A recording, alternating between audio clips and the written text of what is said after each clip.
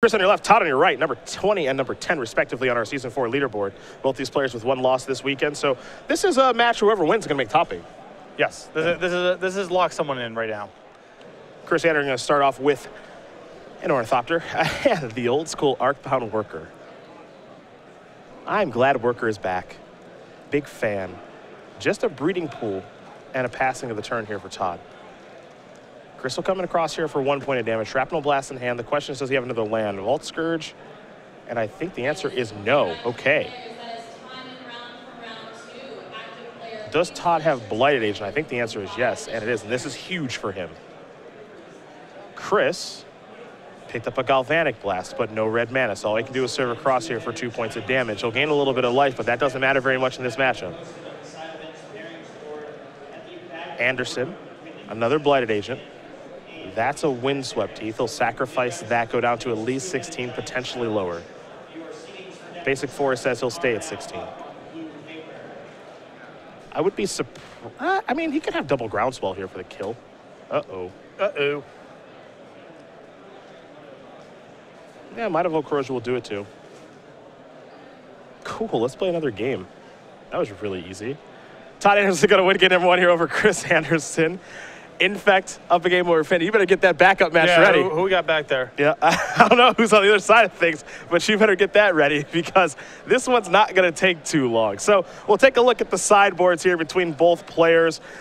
Chris Andersen's going to be on the play. Got run out of the gym that game. He got 2 Spell Skies, 2 Gear Power Aether Grids, a Nature's Claim, 3 Edge Champions, 2 Whip Flares, 2 Ancient Grudge, and then 3 copies of Spell Pierce. A lot of good options here. Yeah, Whip Flare is solid in this matchup. It's not quite lights out because Todd still has Nexus, but it's a very good starting point. I think the 2 copies of Spell Scatter naturally very good here, and I think the Aether Grid will come in here as well.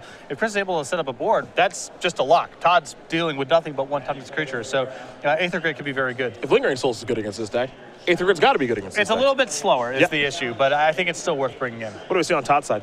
3 Nature's Claim, 2 Twisted Image, a Spell Skite, 2 Dispels, Leyline Sanctity, Necropede, 2 copies of Relic of Patronus, Viridian Corruptor, Pithy Needle, Grafdigger's Cage. I think the Pithy Needle, the Viridian Corruptor, the Necropede, Spellskite, Twisted Images, and Nature's Claims will all come in.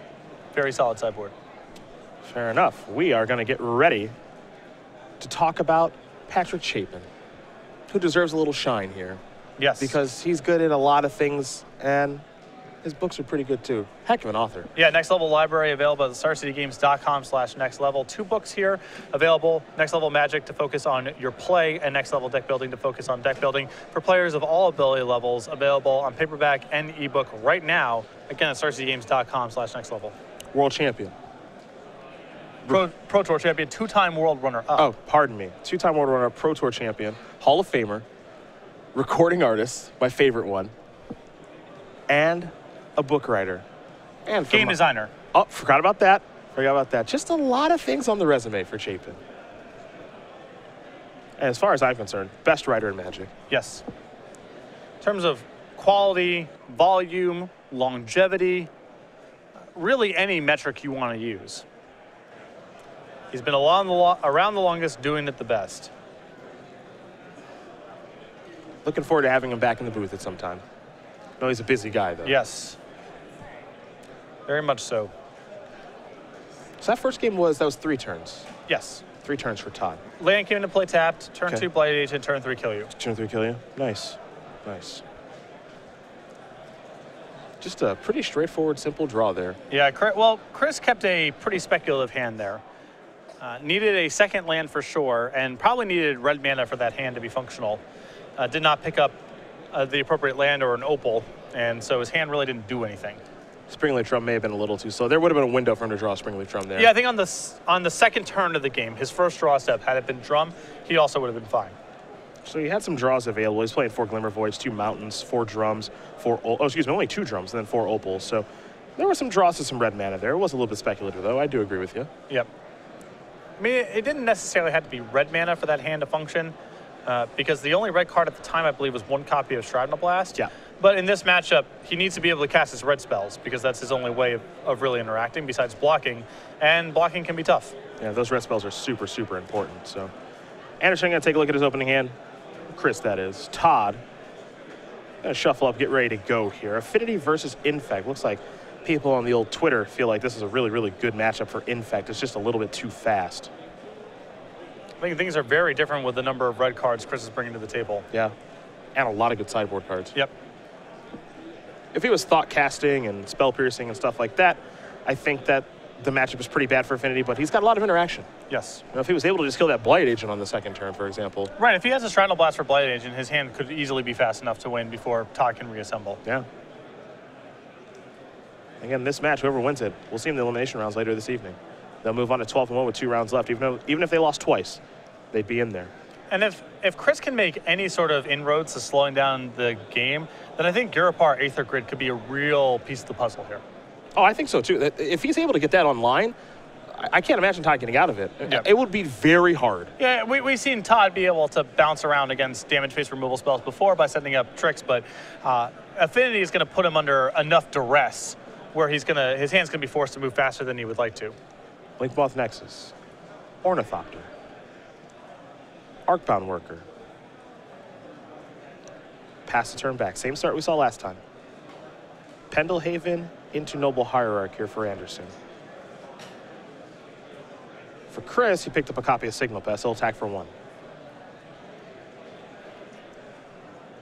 Mox Opal here for Chris. Doesn't look like he has a payoff card.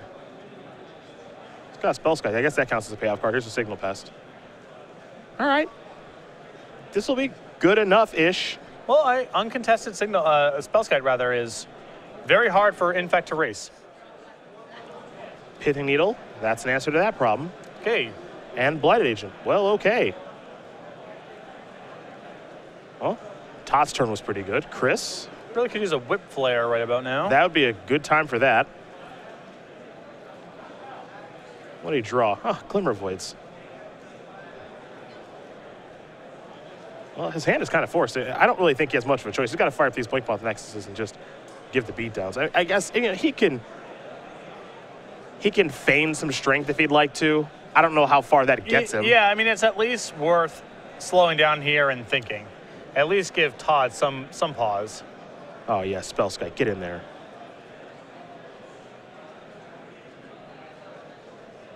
The thing is, at least in my opinion, you got to know who you're playing against. Oh, Todd's just going to push on him? Well, the thing is... Is this your first time watching Todd? Well, the thing is, he has the Nexus back on defense now to check Todd's copy of Inkmoth Nexus. Sure, but, I mean, he's got Blinkmoth. He's got Blighted Agent out there. Sure, but you're at least slowing down the clock a little bit. I think that Chris is just trying to give himself an opportunity to draw to something like Whip Flare, Shrapnel Blast, Galvanic Blast, what have you. If he turns this into just a pure race, fires up the Nexuses and attacks with everything, Todd could easily just kill him on the way back this turn or definitely next turn. All right, Todd gonna just get in there with Pendelhaven. Now Whip Flare's gonna be busted if Chris draws it. Maybe not. Todd thought about playing another Blight Agent. Well, Chris would have definitely cast Whip Flare last turn if he had it. So, big top deck here. I believe it was another Mox Opal. Yuck. Nice.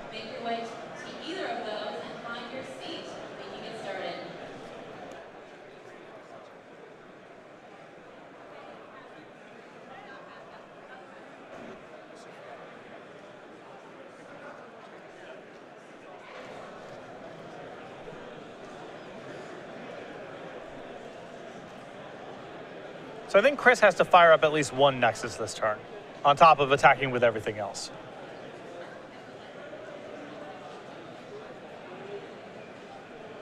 I mean, you want to put him on a 2-turn clock, right? You just have to kind of hope. So if he fires up a Nexus, he gets in for 2, 3, 4, 5, 6.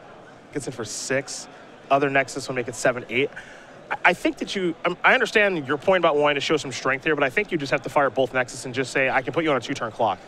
The issue here is that Todd's missing land drops, so there's no way his hand's nothing.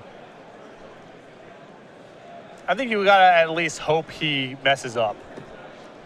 I mean, that doesn't line up for me at all. I mean, again, you're playing against someone who's really good. You hope he messes up. Well, if you make it on board, if you make it so you're dead on board, then you have no hope. Well, I don't think you're making it that you're dead on board when you have like a Glimmer Void available. Because if Todd gets to just play another turn, then what have you even accomplished? Well, Like, right now I just want Todd to be dead the next turn if I don't die. and you're getting him to 8, and you're still short next The turn. Nexus would be 2 more points of damage. Oh, 8, because of 7, signal so pest. 5. So he goes from 15 to 7, 7 to -1. But Todd has the option of also blocking with his Nexus. He doesn't have to attack with it. This is true. But I think I would be okay, like, if he's blocking with his Nexus. I mean, all this is probably just a moot point. So Yeah, I think Chris is just dying this turn. Right. Chris is just getting killed. Yeah, he's going to pump here, go there. Believe that should be 7 infect exactly. Chris will show a Mox Opal, and that's going to do it. So Todd Anderson's going to win this match here over Chris Andersen, 2-0. Chris not able to draw any interaction in that game. He did draw Spellskite. Todd had the answer to it, though. Yes, he had his needle available for that. So, yeah, Chris, that's the first time that we've watched him play on camera today where he never had any of his payoff cards. I mean, you know, his deck is really about Ravager, it's about Cranial Plating, and it's about Hangerback Walker. In this matchup, Hangerback Walker is probably too slow in most games to make much of a difference. I think it's way too slow, this matchup. And so he's really on Ravager plus Plating. He found no copies of either of those cards, or at least game 1, I don't know if he had it, but he couldn't cast it. He was on 1 land.